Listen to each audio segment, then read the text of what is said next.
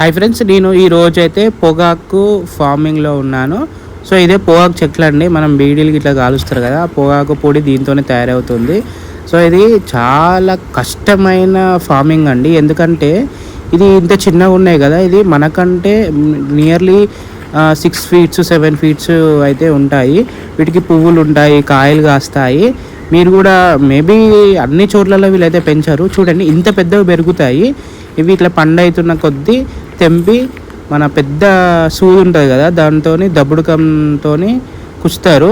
చూడండి ఇక్కడ దండలు కుచ్చేసిళ్ళు కదా. ఇది ఏంటంటే రోజు మార్నింగ్ లేవగానే రావాలి. ఎందుకంటే ఎండ రాగానే ఏమవుతుందంటే కిందున్న ఆ ఆకులన్నీ విరిగిపోతాయి. కాబట్టి మార్నింగ్ వచ్చేసి దాన్ని తెంపి ఇట్లా కుచ్చాలి. ఇట్లా కుచ్చితే ఇట్లా దారాలు ఆడిడ వేలాడదీయాలి.